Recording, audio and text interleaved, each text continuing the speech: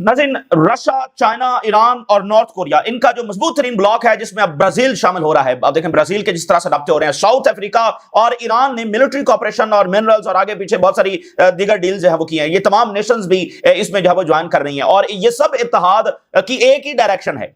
ये इन सब की मंजिल एक ही है, क्योंकि उसके साथ ही सबके मसाइल जो वो हल होंगे, और वो है न्यू वर्ल्ड ऑर्डर।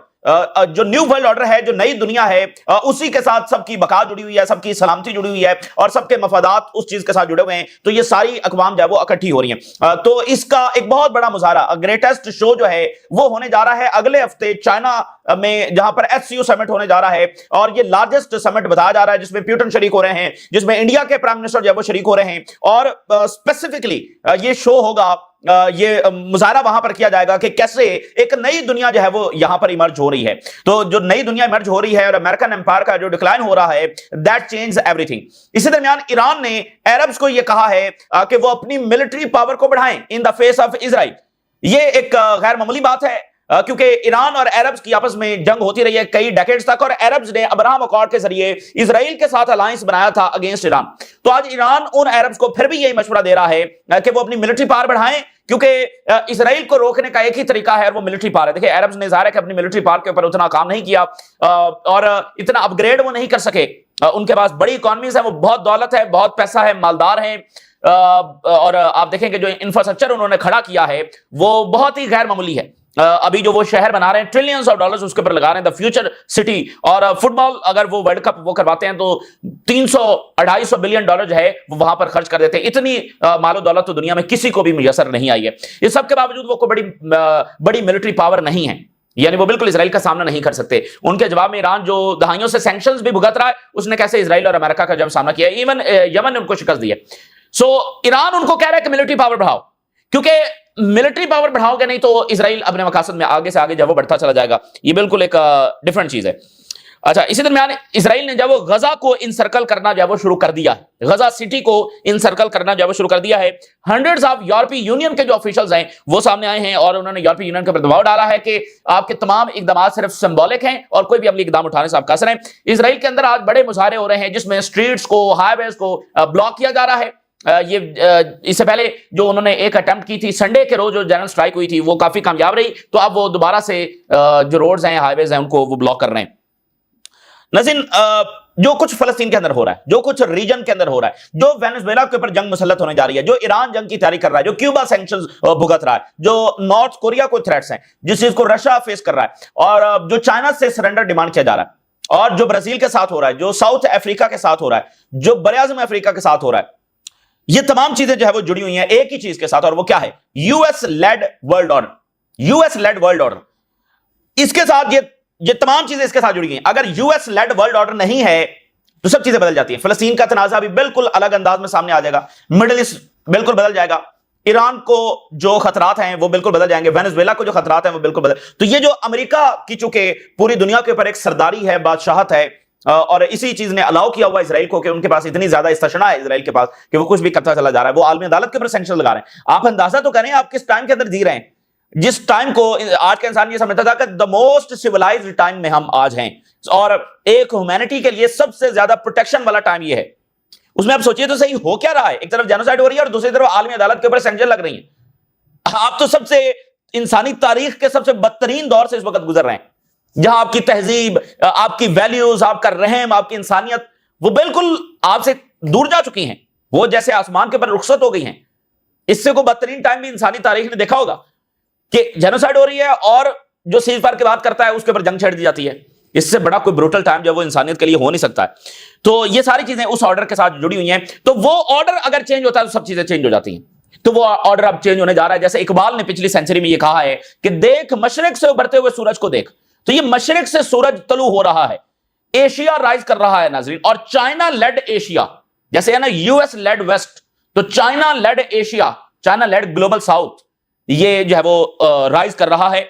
और इसका बराह रास्त मुजाहरा, बहुत गैर मामूली मुजाहरा इसका होने जा रहा है एससीओ समिट के अंदर। और ये मैं चीजें आपके सामने रखता हूं। President Xi to host landmark SCO summit with Putin and Modi in attendance. China के जो प्रेसिडेंट हैं वो होस्ट करेंगे लार्जेस्ट एवर एससीओ समिट, जिसमें 20 वर्ल्ड लीडर जो है उसमें शरीक होंगे।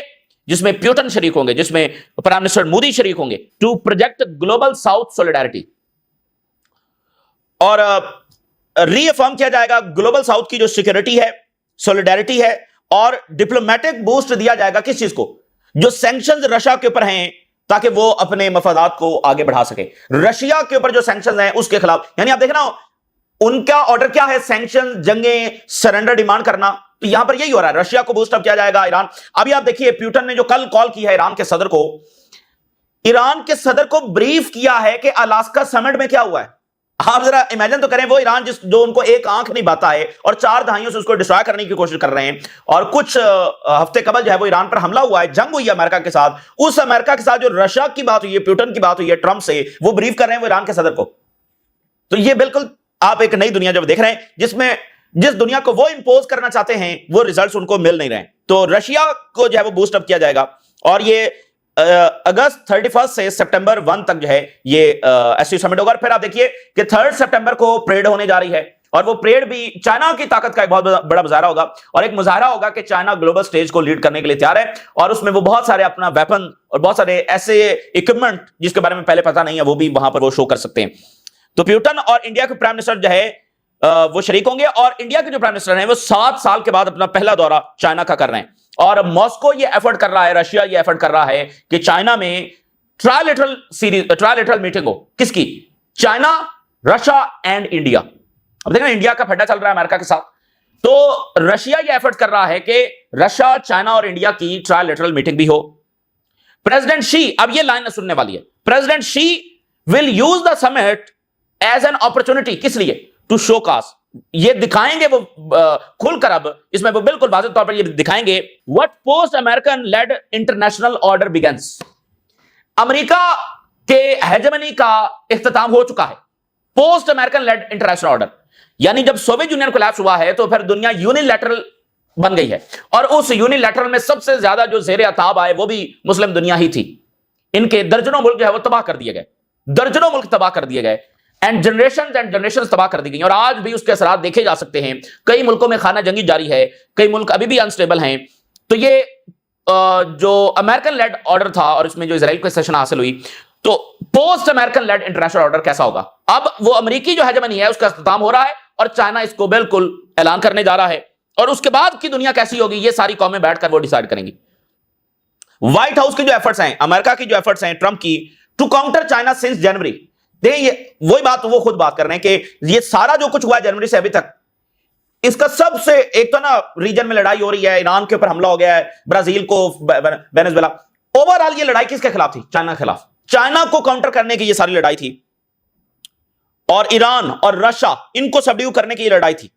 And now India not had the intended effect, और फिर जो इंडिया के खिलाफ उन्होंने सारे मामला किए हैं, ब्राजील के खिलाफ जो किए हैं, उनको इंटेंडेड रिजल्ट्स नहीं मिले हैं। चाइना उनके सामने नहीं झुका, इंडिया उनके सामने अभी तक नहीं झुका, ब्राजील का वो कुछ नहीं कर सके। तो अगर उनके सामने कुछ झुका है तो यूरोपीय यूनियन, साउथ कोरिया, जापान, जो उनका अपना इत्तेहादी है, जहां पर उनकी फौज बैठी हुई है, वो तो है ही उनके इत्तेहादी। तो जिनको वो दुश्मन कहते हैं, उनमें से तो किसी के खिलाफ भी वो जो इंटेंडेड रिजल्ट्स थे वो हासिल नहीं कर सके। तो ये उनके फेलियर का सबूत है कि अगर अमेरिका लेड ऑर्डर होता तो ये सब ढेर हो चुके होते, बल्कि इसने इनको और ज्यादा मुतहद कर दिया है, और ये डी डॉलराइजेशन की तरफ भी बढ़ रहे हैं। Just look at how much BRICS has rattled US president Donald Trump, which is precisely what these groups are designed to do. और SCO is an important force बन चुका है a new type of international relations और international alliances के लिए, और economic और जो मिलिट्री कॉपरेशन है इन द मेंबर स्टेट्स वो बढ़ रहा है, इकोनॉमिक एंड मिलिट्री कॉपरेशन। तो ये एक गैर मामूली यानी कि मुजाहरा वहां पर हो रहा है, अमेरिकन लेड जो ऑर्डर है वो खत्म हो रहा है। और ये जो आपको अमेरिका के अजीबो गरीब इकदामात है, ये सब इसी वजह से हैं। वहां पर पैनिक ये है, और अमेरिका अब अपने उस ऑर्डर को बचाने के लिए वो आखिरी जो अटेम्प्ट्स है वो कर रहा है। हो सकता है वो इसमें कामयाब हो जाए, क्योंकि अमेरिका बहुत ताकतवर मुल्क है, और अमेरिकन जो है वो इससे पहले बहुत बार कई ऐसे मौके आए हैं जिसमें वो बहुत सारे क्राइसिस उनको फेस करना पड़े, लेकिन अमेरिका उसमें से कामयाब होकर निकला है। लेकिन अमेरिकन भी इस बात को मानते हैं कि उनकी 200 साल तारीख में जब से उन्होंने हेजेमनी हासिल करना शुरू की है, नेवर एवर कोई ऐसा मुकाबला उनका दुनिया में कभी नहीं हुआ जो आज है चाइना की सूरत के अंदर। चूंकि कभी भी ऐसा नहीं हुआ कि अमेरिका के मुकाबले में कोई और ऐसा मुल्क इमर्ज कर गया है जो इनोवेशन का हब है। तो चाइना इनोवेशन में रिप्लेस कर गया है अमेरिका को, और साथ जो बाकी दुनिया की नेशंस है उनके साथ खड़ी हो रही। और अमेरिका जब वो पैनिक में अपने ही इत्तेहादियों को लिताड़ता चला जा रहा है, और इससे अमेरिका को फायदा नहीं होगा बल्कि अमेरिका को नुकसान ही होगा। ठीक है, तो दुनिया जब तब्दील हो रही है। अलबत्ता यहां पर मैं एक चीज जरूर आपके साथ ये शेयर कर दूं कि जब ये वाज़ेह है कि लड़ाई चाइना से है और लड़ाई एशिया में है, तो वो इजराइल को हर सूरत मजबूत करना चाहेंगे, क्योंकि एशिया में उनका सबसे बड़ा इत्तेहादी कौन है और ताकतवर मिलिट्री जिसकी है, सो कॉल्ड जैसे भी है, वो इजराइल है। तो इजराइल के जरिए वो मिडिल ईस्ट को कंट्रोल करते हैं, तो इजराइल को वो और ताकतवर करेंगे ताकि वो मिडिल ईस्ट को पर अपना जो कंट्रोल है वो बरकरार रख सकें। और मिडिल ईस्ट पर कंट्रोल का मतलब यह है कि वो एशिया में अपनी पॉलिसी को आगे बढ़ा सकते हैं टू काउंटर चाइना। इसलिए यह बात अपनी जगह पर ठीक है। तो चाइना को अमेरिका से लड़ने के लिए इजराइल से लड़ना पड़ेगा। यही तो इस वक्त हो रहा है। जो चाइनीज टेक्नोलॉजी है, जो चाइनीज वेपन्स हैं, जो चाइनीज इकोनॉमी है, वो सपोर्ट कर रही है रेजिस्टेंस को और ईरान को जो इजराइल के खिलाफ लड़ रहे हैं। तो ये तो हो रहा है और ये आगे मजीद होना है। तो उनकी ये कोशिश होगी, वो ये ह्यूमन राइट्स और ये सब उनके लिए ये चीजें मानी नहीं रखती है।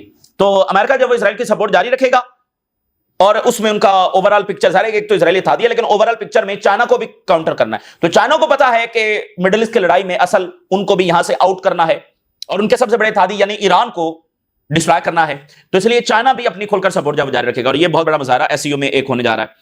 अच्छा, इसी दरमियान आप देखें एक और बड़ा वाकया हुआ है। साउथ कोरिया के जो प्रेसिडेंट है, कल उनकी ट्रंप के साथ मुलाकात हुई, तो आज उन्होंने जो स्टेटमेंट जारी किया वो कहते हैं कि हम अपना डिफेंस बजट बढ़ाने जा रहे हैं और अमेरिका से हम मजीद असला खरीदेंगे। नॉर्थ कोरिया से खतरा है हमें और चाइना से खतरा है। We plan to increase defence spending and work with Trump for peace in the Korean peninsula. और ट्रंप के साथ काम करेंगे अमन के लिए, लेकिन डिफेंस स्पेंडिंग बढ़ा रहे हैं। ये पता नहीं कौन सी दुनिया में डॉक्ट्राइन की कौन सी डॉक्ट्राइन है अमन की कि जिसमें डिफेंस स्पेंडिंग बढ़ाकर अमन हो रहा है। तो आप जरा देखें कि यानी यूरोप मैसिव इन्वेस्टमेंट्स इस वक्त कर रहा है वेपन बनाने में, फैक्ट्रीज लग रही हैं। कोल्ड वॉर के बाद सबसे लार्जेस्ट लेवल के ऊपर वेपन फैक्ट्रीज वो लग रही हैं यूरोप में। तो जापान डिफेंस स्पेंडिंग बढ़ा रहा है, साउथ कोरिया डिफेंस स्पेंडिंग बढ़ा रहा है, ऑस्ट्रेलिया डिफेंस स्पेंडिंग। तो ये दुनिया में हो क्या रहा है? ये दुनिया जा किस तरफ रही? और इसके साथ साउथ कोरिया के प्रेसिडेंट ने एक और बात की है कि जो नॉर्थ कोरिया है, किम जोंग अन है, नॉर्थ कोरिया अब इस लेवल के ऊपर चला गया है कि वो हर साल 10 से 20 न्यूक्लियर बना सकते हैं। पियोंगयांग इस स्टेज पर पहुंच गया है, उसके बाद ये कैपेबिलिटी है कि वो हर साल 10 से 20 न्यूक्लियर वेपन्स एनुअली बना सकते हैं। यानी किम जोंग अन ने अभी रिसेंटली भी ये कहा है कि अपना जो न्यूक्लियर बिल्डअप है उसको तेज किया जाए। तो वो इस लेवल पर पहुंच गया। और चाइना के प्रेसिडेंट की जो है वो मुलाकात हुई है रशियन जो पार्लियामेंट के स्पीकर हैं बीजिंग में। And we must work together to unite the countries of the global south. वही वर्ल्ड ऑर्डर की लड़ाई, ग्लोबल साउथ के कंट्रीज को इकट्ठा करने के लिए चाइना और रशिया को मिलकर काम करना होगा। अब आप देखिए ईरान ने क्या स्टेटमेंट जारी की है।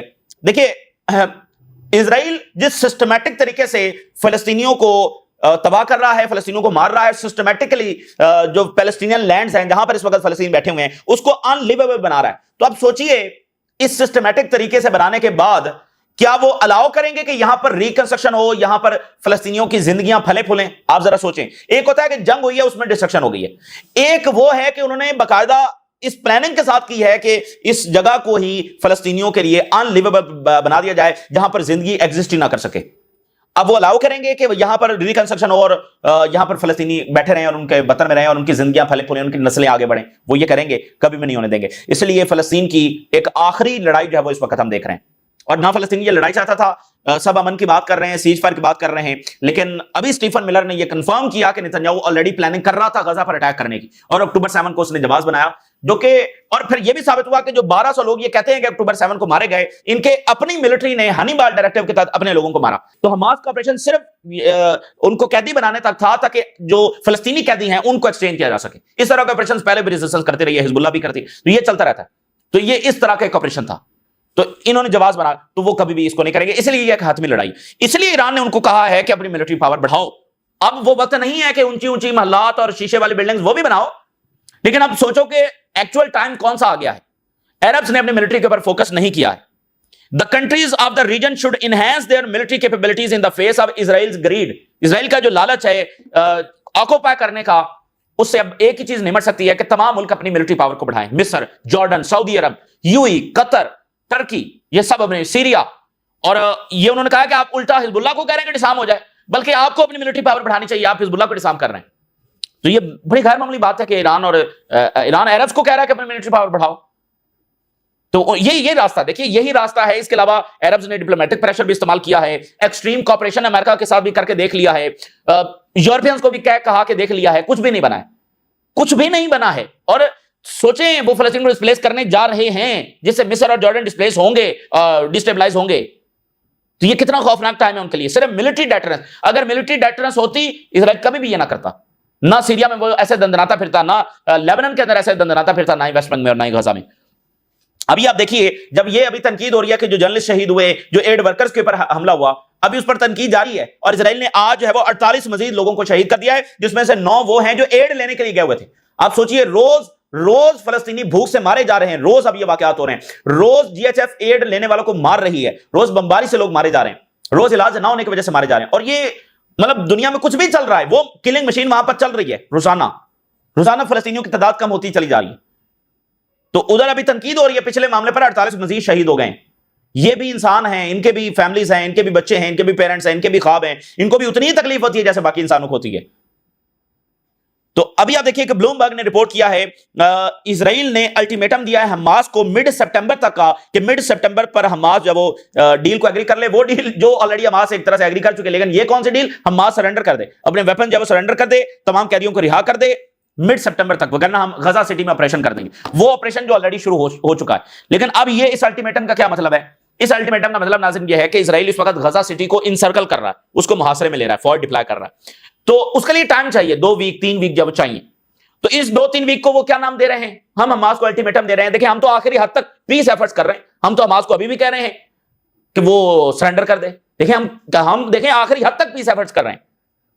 तो ये सिर्फ एक अल्टीमेटम उधर दे दिया है, चूंकि वो इनसर्कल कर रहे हैं, इनसर्कल करने के लिए 2 हफ्ते उनको चाहिए। तो अब आप देखें कि 2 हफ्तों के बाद मजीद क्या होने जा रहा है। इजराइल गजा सिटी पर ऑपरेशन शुरू कर चुका है, और वो इसको यानी सितंबर के महीने में क्या हो रहा होगा, जब दुनिया फलस्तीनी रियासत को रिकॉग्नाइज कर रही होगी, तो यहां गजा में एक इंतहाई खौफनाक, इंतहाई ब्रूटल, बेरहम, सफाक ये यहां पर वाकयात हम देख रहे होंगे। अच्छा, कतर ने, आप देखें ना, कतर ने क्या स्टेटमेंट जारी किया। कतर ने कहा है कि जो हमास ने जिस प्रपोजल को एग्री किया है, वो प्रपोजल जिसको ऑलरेडी अमेरिका और इजराइल एग्री कर चुके थे, अब वो ना उस पर कोई ऑफिशियल रिस्पांस ही नहीं दे रहे, ना हां कर रहे हैं ना कर रहे हैं। क्यों? क्योंकि मसला यह है कि इजराइल के पास जवाब है ही नहीं। ना करता तो वो, चूंकि अंदरूनी प्रेशर भी है, आज मुजाहरे हो रहे हैं, मैं आगे चलकर आपके सामने रखता हूं, तो ना कर नहीं सकता। और जिसको वो ऑलरेडी मान चुका है उसको ना कैसे करेगा? और हां, जाहिर है कि वो क्यों करेगा, सीज फायर तो उन्होंने करना नहीं है। तो कतर ने कहा हम बैठे हुए हैं, हम देखेंगे कि भाई इजराइल जब हमें जवाब दे, या हां करे या ना करे। अब ये इजराइल की नई चालाकी आप देखिए, ना हां कर रहे हैं ना कर रहे हैं। तो इससे आप अंदाजा लगा लीजिए कि वो किस सूरत जंग नहीं रोकेंगे, ये जारियत नहीं रोकेंगे। इसलिए ईरान इनको कह रहा है कि मिलिट्री ताकत अपनी बढ़ाओ। और कतर ने डिक्लेयर कर दिया कि इजराइल कोई जंगबंदी नहीं चाहता, और ग्राउंड पर जो ये एक्सपेंशन कर रहा है, इसका नतीजा कोई पॉजिटिव रिजल्ट्स के अंदर नहीं निकलेगा। 206 जो यूरोपीय यूनियन के एम्बेसडर्स हैं, डिप्लोमेट्स हैं, ऑफिशियल्स हैं, वो सामने आ गए हैं, और उन्होंने कहा कि स्ट्रिक्ट मेजर जब इजराइल के खिलाफ लिए जाएं। और उन्होंने डिसअपॉइंटमेंट का इजहार किया कि यूरोपीय यूनियन इजराइल को प्रेशर करने में नाकाम हुई है, ये जानबूझकर प्रेशर नहीं डालना चाहती। और इसमें इसके अलावा जब अमेरिकन एकेडमिक्स और इकोनॉमिस्ट हैं वो सामने आए हैं, और उन्होंने कहा कि यूरोपीय यूनियन एक्शन ले और इजराइल को सीज फायर के लिए जब वो मजबूर करे। तो ये 206 एम्बेसडर्स एंड डिप्लोमेट्स, तो ये यूरोपीय यूनियन ने सिस्टमैटिकली इसको डिफ्यूज किया है कि इजराइल के खिलाफ उसको एक्शन ना लेना पड़े। तो इसलिए इजराइल इसको ग्रीन लाइट समझता है। जब अरब सैंक्शन नहीं लगाएंगे, जब ओआईसी कुछ नहीं करेगी, तो वो ओआईसी के इकदाम को ग्रीन लाइट कहेंगे। जब ओआईसी सिर्फ कंडेम करेगी, तो इजराइल इसको अपने लिए ग्रीन लाइट कहेगा। तो अभी आप देखिए कि इजराइल में बड़े मुजाहरे, बड़ी तहरीक जारी है। नेतन्याहू के जो ऑफिस है यरूशलेम में, उसके बाहर मुजाहरीन हैं, सेवरल इजरायली मिनिस्टर्स के बाहर हैं, और हाइफा में स्ट्रीट्स जो है वो बंद की जा रही हैं। इसके अलावा suffocating traffic crisis from central Israel देखा जा रहा है। इलोन स्ट्रीट तल अवीव में ब्लॉक कर दी गई है, और जो एक पार्लियामेंट मेंबर है वो ये कह रहा है कि हम कंप्रोमाइज नहीं करेंगे, and we will shake the state to end the war, रियासत को हिला कर रख देंगे ताकि जंगबंदी की तरफ जाए। और लेपर्ड ने कहा है कि हमास ने जो एग्री किया जिस प्रपोजल को, वो वही है जो हमारी ऑलरेडी डिमांड्स थी, तो ये डील हो सकती है। Israel is not communicating with the mediators, तो इजराइल जो है वो सबसे बड़ी रुकावट है, ये लेपर्ड कह रहा है।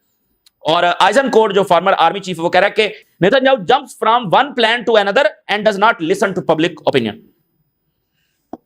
तो इजराइल को भी इससे कोई सिक्योरिटी हासिल नहीं होगी, और इजराइल जब नाकाम होगा। और जो इनको एक मौका मिला था, इनको दोबारा इक़्तिदार मिला, सैकड़ों सालों के बाद उन्होंने इसको तबाही के लिए और लोगों को तकलीफ देने के लिए इस्तेमाल किया, तो ये इक़्तिदार उनसे जरूर छीन लिया जाएगा। वो फैसला आकर रहेगा। ये ताज़ा तरीन सूरत हाल है जो आपके साथ शेयर किया, आपने राज करें। इजाज़त दीजिए, अल्लाह हाफ़िज़।